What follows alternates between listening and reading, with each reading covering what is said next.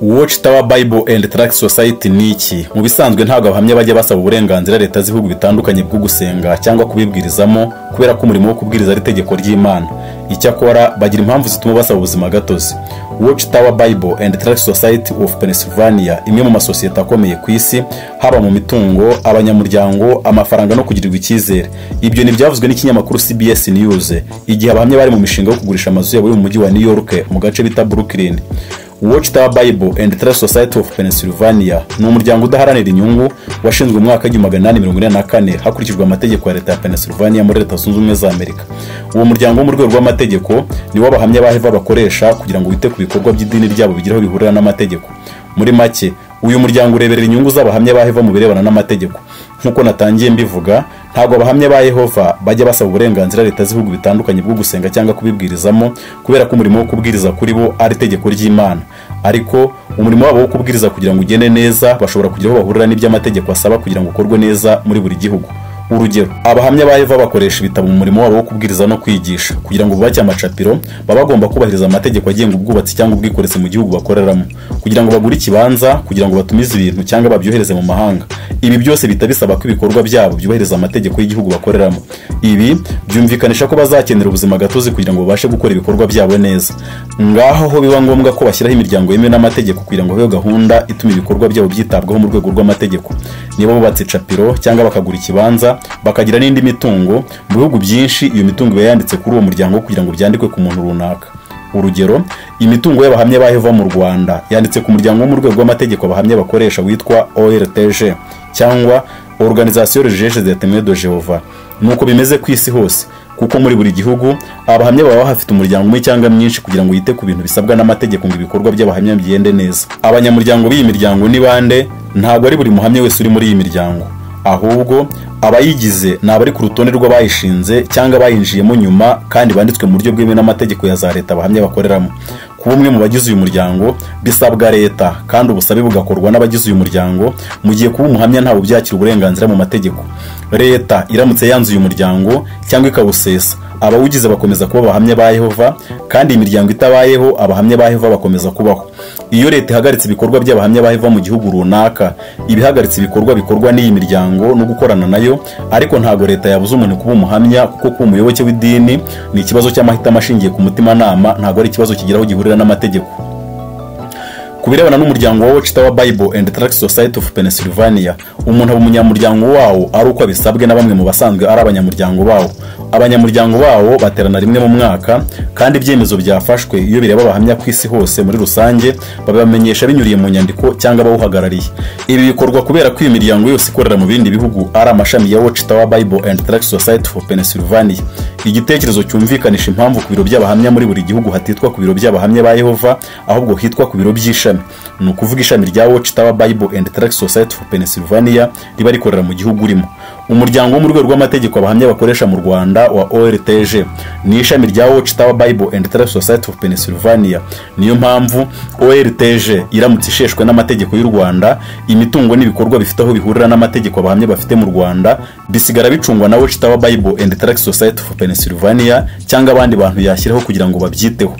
Mbere y'imyaka y'1970, ababaga abayobozi b'uyu muryango kenshi babaga bafite aho bahuriye n'abagize inteko nyobozi y'abahamya ba Yehova, ariko kuva mu mwaka w'1971 ibintu byatangiye guhinduka.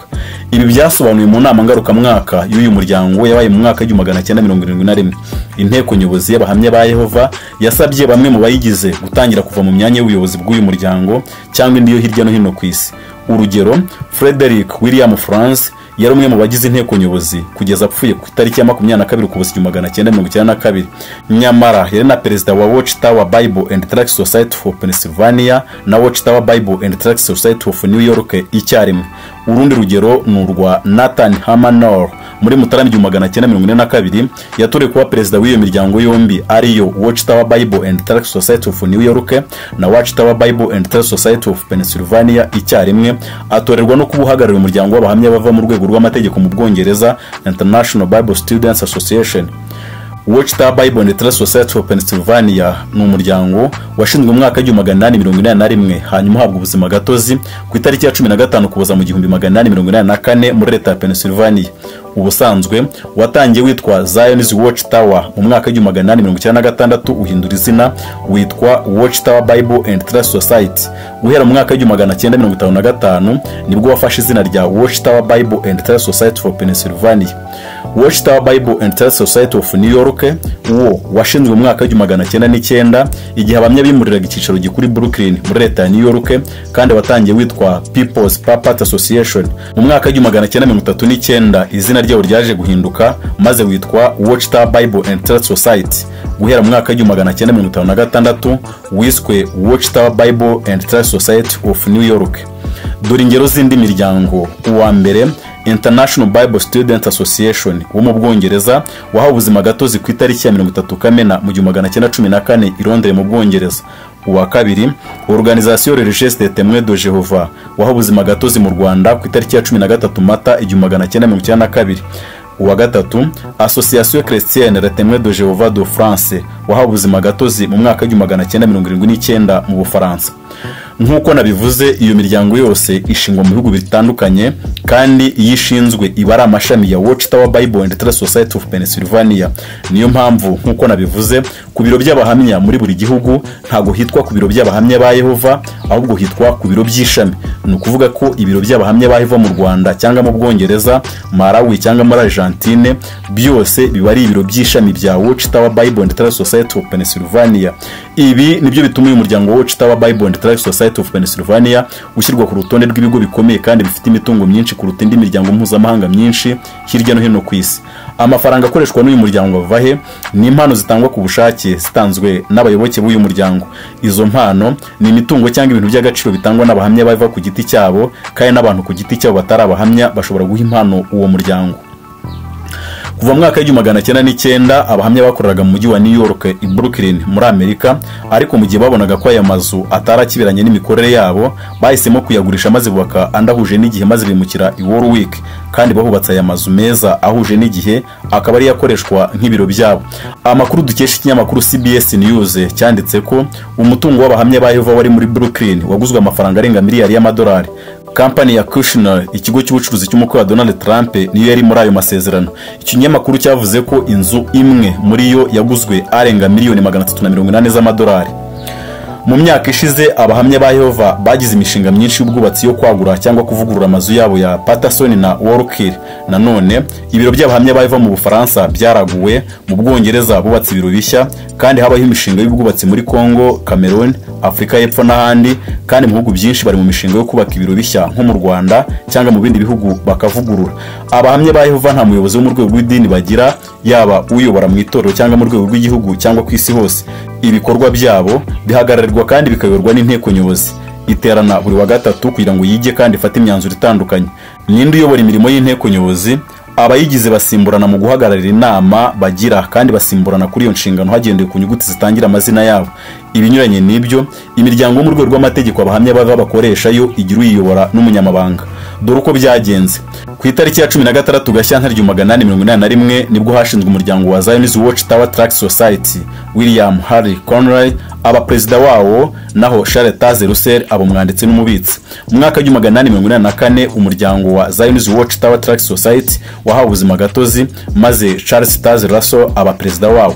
Dore urutonde rw'abayoboye umuryango wa Watch Tower Bible and Trust Society of Pennsylvania kuva washingwa. Ku rutonde uwa mbere, William Henry Conroy yawuyoboye kuva ku wa 16 Gashyantare 1881 kugeza mu 1884, maze ku mwanya wa kabiri asimburwa na Charles Taze Russell kuva ku itariki ya 15 kuboza 1884 kugeza mu mwaka w'1916. Ku mwanya wa gatatu, Joseph Franklin Rutherford wayoboye uyu muryango kuva mu mwaka w'1917 kugeza ku wa 13 Mutarama 1942.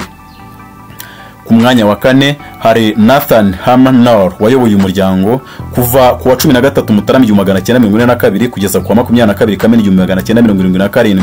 Ku mwanya wa gatanu hari Frederick William France yayoboye uyu muryango kuva ku wa 22 Kamena 1977 kugeza ku wa 22 Ukuboza 1992. Ku mwanya wa gatandatu hari Milton George Hanshaw wayoboye umuryango kuva mu mwaka wa 1992 kugeza mu mwaka wa 2000.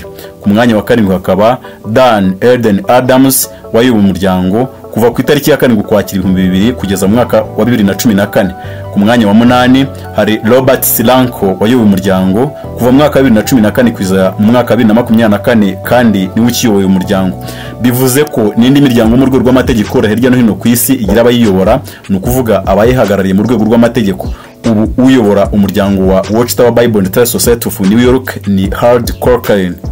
Niba utarakora subscribe kuri channel yacu bikore kandi ufungure inzogera, kora like niba ukunze ibyo dukora kandi ujye muri comment duhe igitekerezo. Ndagushimiye wowe wanye nanjye muri iki kiganiro, naho ubutaha.